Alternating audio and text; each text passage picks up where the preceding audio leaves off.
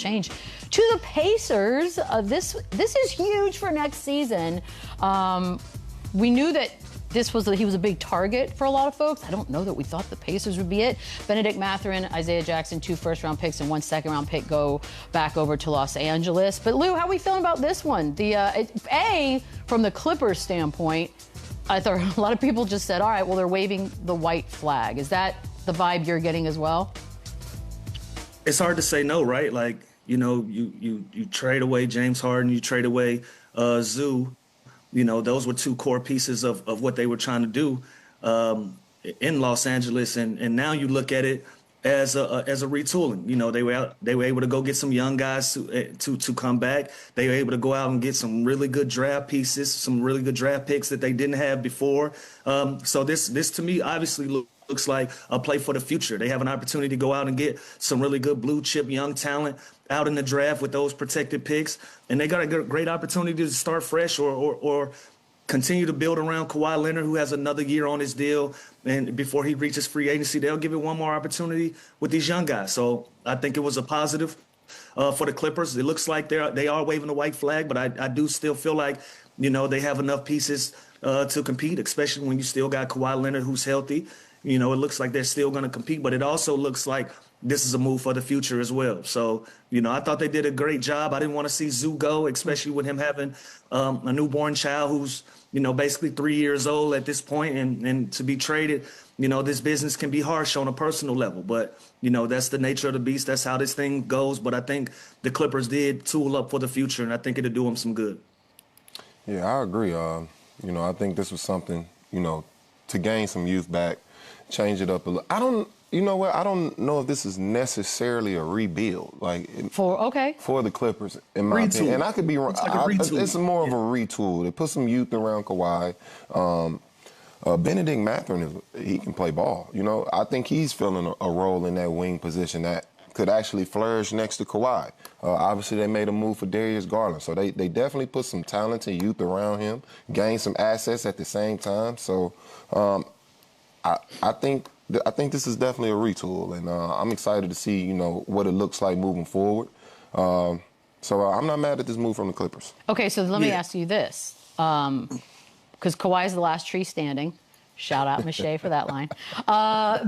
So then you're saying it's good. No, so Kawhi got plenty of trees. I just love it so much. So he's not. So we don't think he's getting moved. Like we're not looking to next season. We're like, he will actually end up being moved as well. We think that this is part of rebuilding around him or retooling around him. I mean, and we could be wrong. It could. That he's the last standing piece, obviously. So that could be an all-season move that is made. And, it would make sense as well because, if you're now going this young and you're getting assets back, you may move on from your older aging superstar. So that could make the summer really exciting if that was the case. And I know there's some teams that will be lined up to send offers that way. So I got a few in mind. And also, let's not forget how we got here with Kawhi Leonard. It got to make sense for him to want to go somewhere, for him to be moved, right? And so if they don't put the pieces around that makes sense for him to compete for a championship that he feels like, they're absolutely going to move around. Remember, he wasn't coming to the Clippers until they decided, hey, look, I'm coming, but y'all got to go get Paul George. Y'all got to put some pieces around for this to make sense.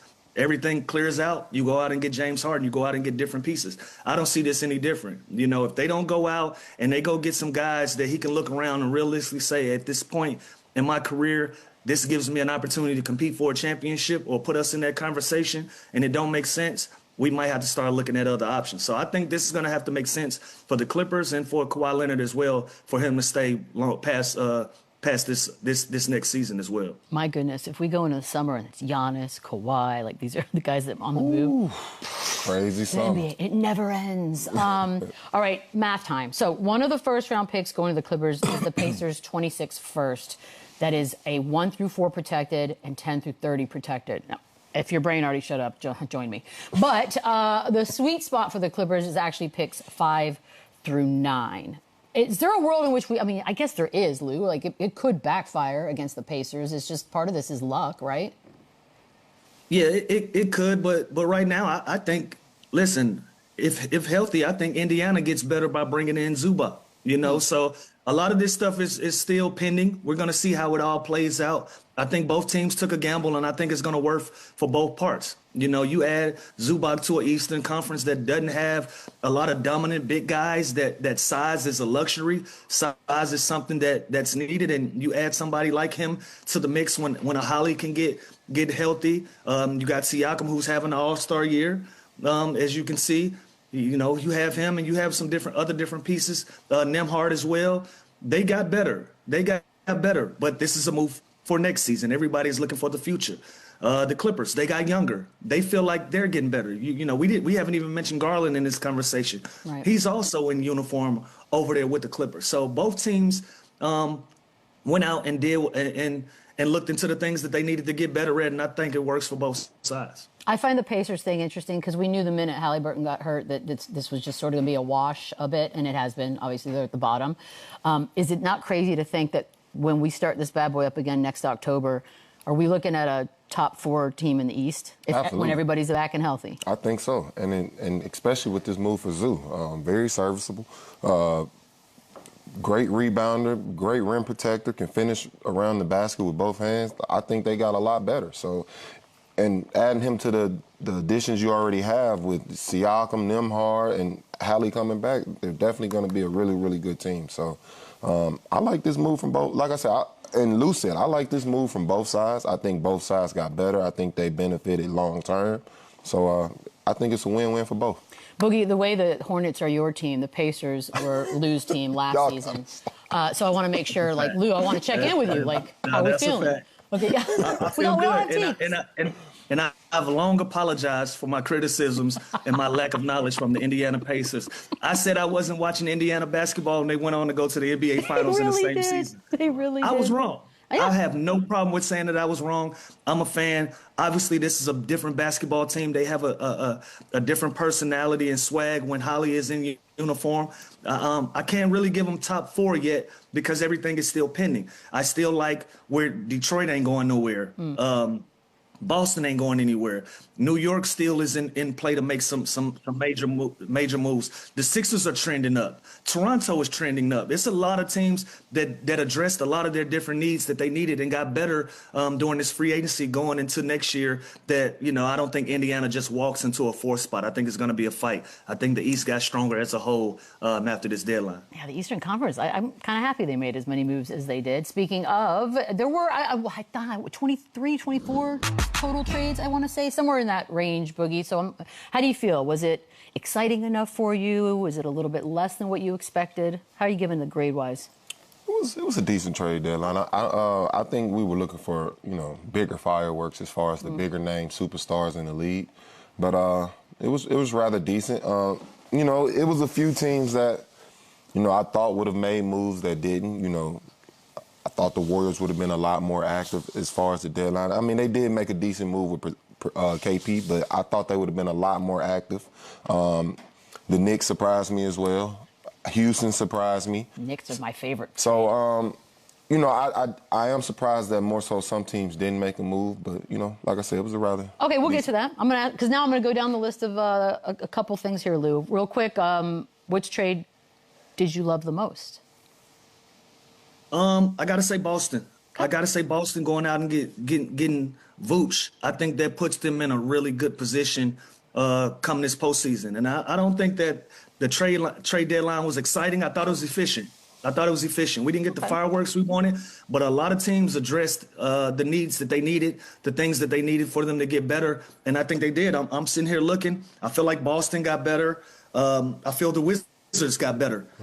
Utah got better. The Hawks got better. Charlotte got better. Add Mike Conley. Add Kobe White. Let's see what Cleveland do with James Harden. A lot of different teams addressed their needs, and I feel like they got better. So we didn't get the fireworks, but I think everybody did an efficient job in trying to make their basketball teams better. So I think that's going to make for a great second half of the season. I feel like we got little black cats, like little sparklers, little something, little excitement. Wait, who do you think won?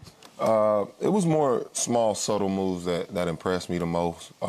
Minnesota with the deal for, I might butcher his name, but Ayo, and and one that Lou mentioned in Charlotte with the move for Mike Big Conley. one, yeah. I guess I'm the new, Charlotte Hornets You fan. are. I'll take it, whatever. Yep. But that Mike Conley move for LaMelo Ball, I think that's probably the most impressive move of the deadline, and just the influence and the way I know Mike Conley will go in that organization and put his arm around that young kid, and the way he'll be able to groom him into being a professional player in this league and a leader of that team, I'm excited for him. So I'm looking forward to how that works out. And I'm looking forward to see, how it carries over into the next season to see what this Charlotte Hornets I submit Jose Alvarado getting to play in the Garden. I'm excited for that. Yeah, that was my favorite. That was another That was a good really nice That was one. my own personal favorite. Why were you shaking your head, by the way, Lou? I'm distracted. I didn't close my door. My dogs are downstairs, and they decide they want to play while I'm working. Yay, So let I'm 'em trying to tell them play. to get away right now. So Well, put him in your lap so we could see him. That will be fine with he's that. Biggest loser. Well, he jumped I up see there. ears. I see You can see a ears. little ears. You can see a little bit. Dogs make everything better. You guys know this. Okay, while he gets that doggy in his lap, Boogie, who's the biggest loser? Biggest loser of the deadline? If you think there was one. This big old guy, see, I can't. Here we go. Why can't Yeah, you that pick ain't no up your lap dog? dog, Lou. That's a lap dog. Yeah, That's he a ain't no baby. lap dog. I'm a big man. Oh, he's a lap dog. Don't tell him otherwise. Go. Sorry. Biggest loser of the deadline for me. And it could be like somebody who didn't do something that maybe we thought they would. I don't know. I wouldn't really. I would probably say a Miami. Who Oh, didn't 'cause- make okay. a move at all. Okay. Yeah, I would probably say a Miami. I would expected them to, try to make a move as well. Yeah, they didn't do anything, did They they? didn't do anything. Nothing. Kinda crazy. Miami. All right, Miami loss. What do you think, Lou? I would have to say Milwaukee. I'm still uncertain about their future. I don't see the light at the end of the tunnel. So I would say Milwaukee, and until we get to the off season and we see what they make of it. The Sixers, who we have mentioned, are trending